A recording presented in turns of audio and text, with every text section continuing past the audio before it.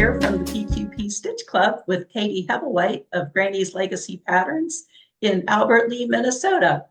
Hi, Katie. How are you today? Hi, stitching friends. It's a good day here in Minnesota. I maybe wouldn't say good, but it's a beautiful, not beautiful fall day. Lots of rain, cold. Um, it's just your typical beautiful fall Minnesota gross day. So It's a good day to stay in and stitch a while, perfect day for stitching. Yes. Uh-huh. huh? Well, what do you have on display in front of you there, Katie? So I am really excited to see these all in one place at one time. For the last four issues of PQP, we have had a pattern that for one of our four seasonal Stitcher's Almanac pillows. So I have all four seasons right here today. So we have our spring with the beautiful tulips and dogwood and cattails. There's even some little purple crocuses hiding at the bottom. And our summer with poppies and impatiens and lilies and beautiful purple filler, just larkspur, whatever you might want to think of them as, status. They can be whatever beautiful purple filler flower you want to call them. And then we have our fall over here filled with fall leaves and mums and bittersweet vine and some cattails that are kind of hiding. And then lastly, our gorgeous Christmas winter installment with magnolias and some juniper and poinsettias. So very traditional winter Christmas.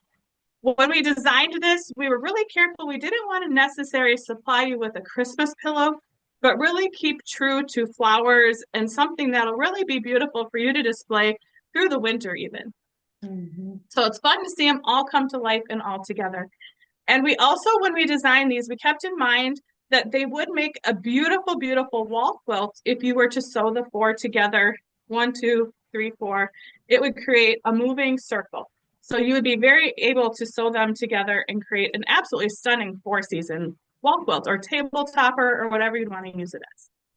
That would be beautiful. And I hope some of our viewers take on that challenge and then send us pictures of how they went It would about be it. fun to see. Yeah, yeah, Yeah, sashing, no sashing, however they want to do it. That would be really pretty. And I'm sitting here looking at those four. I'm thinking how pretty they would be displayed on like a light colored sofa, just Oh, the way yeah. you have them arranged there. And Really, all four in a row. Yeah. Or a hall really, bench or even on like your hearth or your in front of your fireplace would be beautiful too. It'd be really oh, pretty. very pretty. That's cool. And you and your mom, Kim, Yeah. you're always embracing flowers and incorporating those into your designs. And Mhm. And um, I can talk about that for a little bit too if you'd like. yeah, Why please flowers? do. Mhm. Okay, so mom and I both love flowers. My mom is actually a horticulturist by education and by training, by trade. So when I was growing up, she did flowers for weddings. She just loved flowers, always working with flowers. We always had a huge, she's also a master gardener, so we always had a huge garden outside. We had perennials, annuals, and of course vegetables, but flowers have always been a part of her. And then also, as a stay-at-home mom, she brought it into me and my brother as well. More me, but flowers are definitely a huge part of who I am and just the inspiration that we see around us. So it's so wonderful that God created a world that is so bright and so cheerful. Even on the darkest, dreariest, most depressing day, we can give thanks and we can look around and praise a super mighty, mighty Savior that created all of this for us to enjoy. And so that has been brought into our designs here. And if you go to our website, a lot of our designs are floral in nature. And most of the time, they are colors that really do depict the actual color, true color of what that flower would be. So very realistic, very just pure.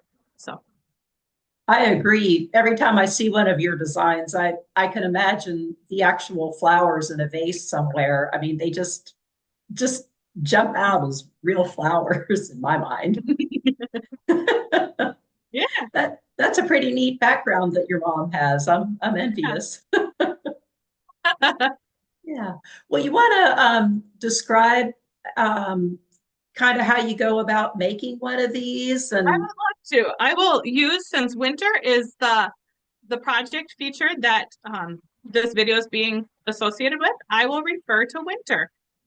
So this pillow, we've tried to, when we write patterns here at Granny's Legacy, we try to write a pattern that is easy to follow and leaves no questions. So when you're making this pillow, unless primitive, sometimes the publication kind of takes it apart and writes it in their manner. But unless if you start at the beginning and work to the end and follow along, you should have no problems. So the first thing we like to do is make sure that you have the tools to make exactly what you see. So we do offer kits and thread kits, and we dye all of our own wool here. My brother is actually our wool dyer. He has an actual company that's what he does. It's called Woolly Mammoth. And so full time, all day, every day, he is dyeing wool for us. So when you were to order the kit for this project, you will get exactly the wools that were used in the sample. So and the I what want you see in your magazine, and now you have to keep in mind too that photography and digital imagery does skew things. But if you trust me, the wool that you will receive in your kit is identical to the wool that we used on the sample. And the same thing with the background fabric. We use Diamond Textiles, and for the most part, they are really good about not discontinuing things. So unless there's something weird that happens there, even the background and binding will be what is pictured. yeah, So abs- we like to give you what you need to make exactly what you see. So the first thing we like to do is transfer all the stems. So before we even start with the wool and cutting out our shapes, we get all of our stems in place and stitched. That way it gives us a really easy alignment for where the flowers go. And you won't have your projects, say, well, that branch is way too far this way, or that flower got too high up.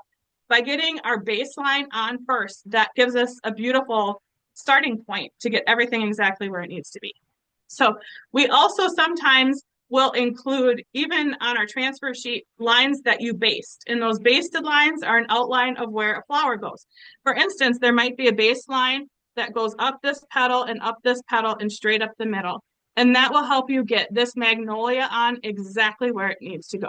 So we just take those transfer sheets, stick Glad press and seal wrap on top of them, and this is the method we like. Stick Glad press and seal wrap on top of them. If the press and seal wrap is not wide enough, simply overlap it like a half inch with another piece and put a couple pieces of tape on it. And you can make it bigger. And then trace your lines with a Sharpie marker, all the lines exactly as they're provided. Dashed lines are always those basted lines. And then solid lines are lines that will be stitched. Stick it on your background. And then following the stitching instructions, use the color threads recommended and stitch your stems and base and anything else that needs to be stitched. And then we peel that press and seal wrap off, which sometimes we will agree gets a little bit labor intensive, but the accuracy and precision it allows us makes it totally worth it. If you want accurate and precise, that is a way to do it. So another question we get a lot with press and seal wrap is this stitch came loose, or make sure you're stitching not tight, but not loose, just taut. Smaller stitches, larger stitches will pull loose easier. So keep your stitches a little bit smaller. And then lastly, if you do have something that comes loose when you're removing the wrap, simply turn your project over and tighten that stitch on the back. Slide your needle under that stitch and just give it a little tug and it'll tighten your stitch back up. So that's debunking press and seal. And then now that we have the press and seal removed, we can take and arrange our shapes. At Granny's Legacy, we like to use Heat and Bond Light as our fusible. We find that when we fuse, I know there's different trains of thought of fusing, gluing, pinning. We like to fuse because the fusible really helps your shape hold its shape. So we like to use a lot of smaller, more intricate shapes that would tend to fray if we didn't have something underneath of them. And by using a fusible, that really keeps your wool the precise shape it needs to be. And it locks in around the edge and it prevents fraying in a lot of cases. So we recommend it. You can do what you want, but that's the technique we like. And we find that Heat and Bond Light is light enough to where it sticks, light enough to where you can stitch through it, but heavy enough that it doesn't gum up or bulk up your needle or find difficult to stitch through. And a lot of people will say, hey, Katie, I have Heat and Bond Light and it doesn't work. or it won't stick, or it's too heavy and I can't stitch through it. One thing about Heat and Bond Light is even though on the wrapper it says it doesn't need steam, it'll say, I think the direct quote is no steam required, but we are using it on wool.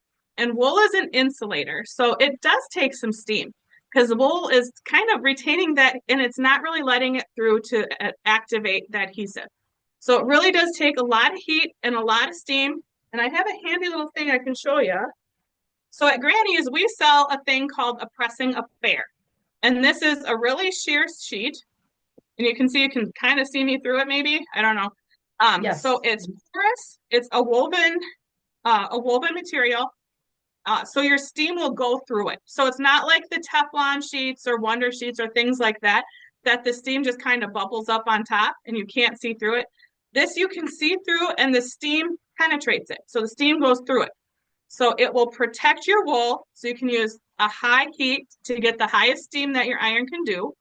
You put this on top of your wool and then you just steam over top of it. And what it's doing is it protects your project from burning and scorching and iron marking.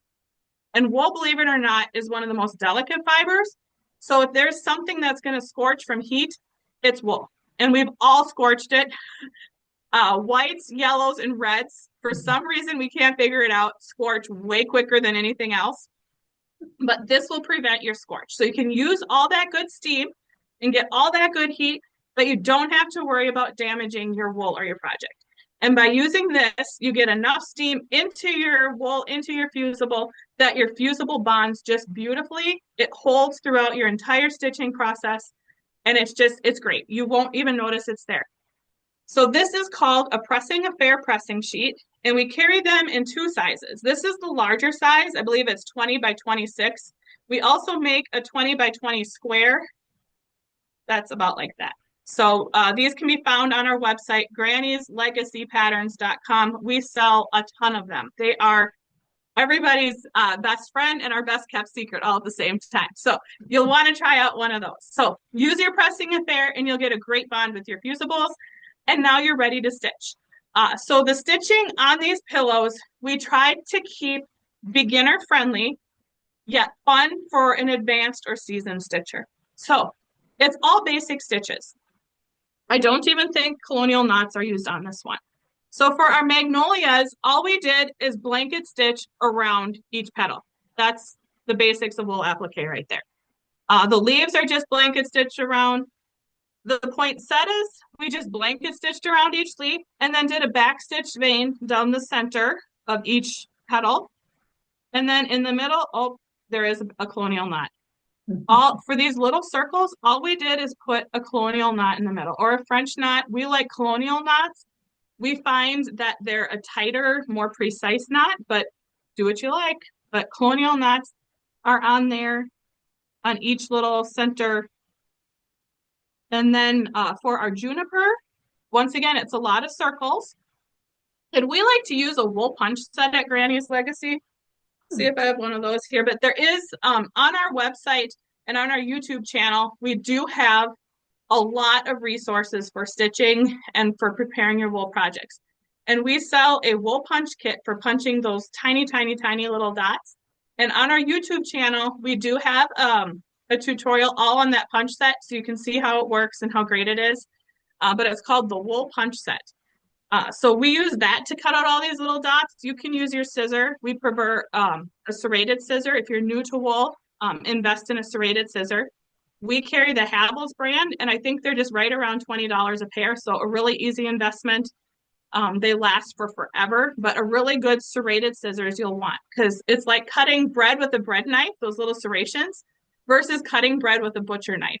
By having that little serrated edge, it draws the wool into your scissor rather than the super sharp, smooth edge of like a ginger or something like that, where you just find yourself kind of pushing it around and chasing your wool rather than it coming to you.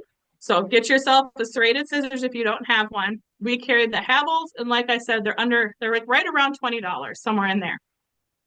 Those you can find on our website. I think we have them in 2 or 3 sizes. They're awesome. So another great way to cut out your circles. And then we've just stitched an X in the middle of each little juniper berry.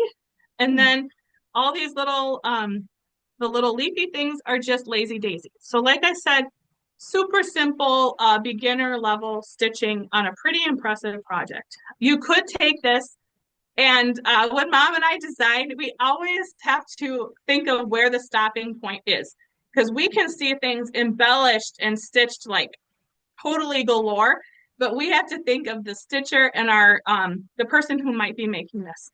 It would be kind of fun if you were a creative soul that instead of colonial knots in the center, you could use some glass seed beads and you could put a bead in the middle of all the juniper berries. You could go as far as if you're thinking of this as wintry, is you could add some sparkly white beads up in kind of your magnolia to give it a little shine. Like maybe there's some ice hanging there, a little bit of snow fell. There's super fun things you can do with embellishing. So like mom and I always say, people even call and ask if they can have the liberty to make changes to our patterns.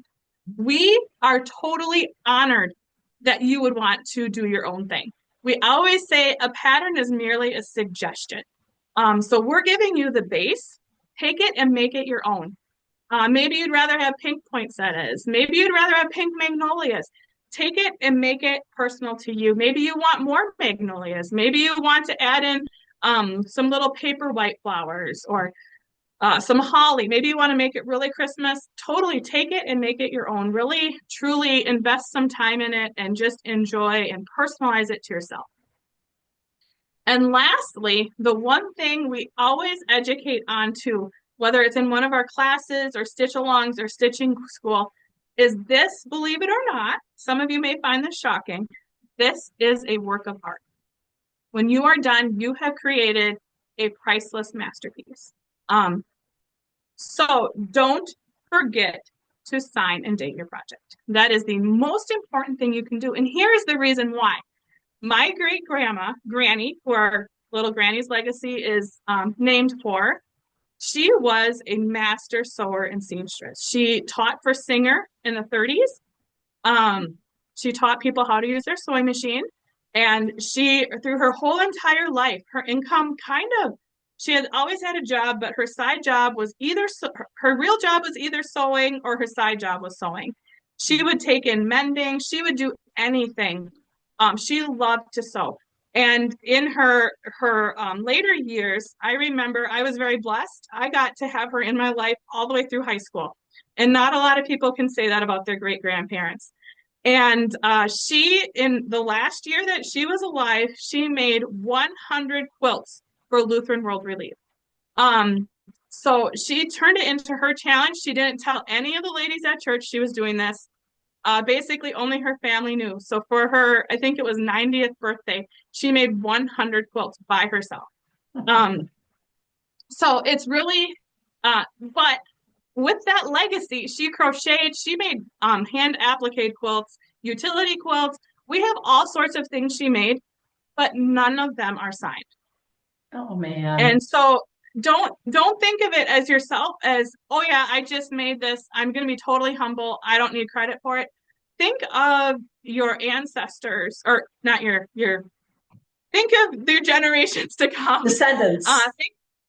Think of the people down the road. And even if you're giving it to a friend or the lady that cuts your hair, how special is it for her to have your signature on it?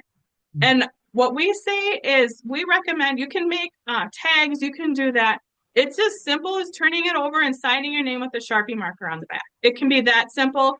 Mom and I's go-to is we take a white irony way pen. The Dritz has a good one. Bone has a good one. Clover has a good one. It writes clear and dries white. So it writes it looks like water coming out and it's a gel pen. It feels like a gel pen, but when it dries, it's bright white. So sign your name somewhere. I like to sign it like going down a stem or a branch somewhere to give it a little shape. So just write your name and then embroider it. And then when you're done, you can just take your iron over it and that line goes away if there's anything left. But sign it. Mom likes to do Roman numerals because then she can just do straight stitches. The whole thing is just quick straight stitches. So Roman numerals for dates are fun, but don't forget to sign and date your work. So that's our number one reminder. So it seems pretty silly, but please do it. Later, somebody will thank you. That's good advice. Oh my gosh. Do you have Oh, oh, go ahead. one thing I almost forgot too is the binding. I have to talk about finishing the project. Yeah. Mom and I are also like master quilters. So in our previous before wool, we were piecing, we loved piecing. Mom proofed patterns for designers. She was a pattern proofer for Darlene Zimmerman, the feed sack lady, Pam Bono. There were other people, but she was the pattern proofer. So she would sew them and then proof the pattern. But anyways, binding is like our number one thing we love to teach. Binding, if you were to do a show quilt, believe it or not, is probably one of the things that separates winners from not winners. When Mom and I look at quilts to judge them, the binding takes a lot of, we put a lot of consideration into the binding. So on our YouTube channel, we actually have a video of Mom teaching how to put a binding on. So if binding is something you struggle with, we sell a little pattern called Picture Perfect Binding that has a video or pictures tutorial for doing it. Otherwise, our YouTube video is start to finish, just beautiful on how to put a binding on a quilt. And we did that exact same thing when we bound this pillow. So that's something valuable that you have access to. So if you're Great. stumped, give it a shot. Great. And the videos are really going to help everybody learn how to do this, the stitches, the knots, the layout, how to use the different tools and techniques. So I encourage everybody to visit the grannieslegacypatterns.com website for the informative video tutorials. Katie, thank you so much. And thank you to your mom for creating all of this beauty and sharing it with the world. And I hope everybody reaches out and buys a kit and has a lot of fun. Yeah. Well, Thanks. thank you for the opportunity to design for your publication. We were honored to have our projects featured in PQP. Excellent.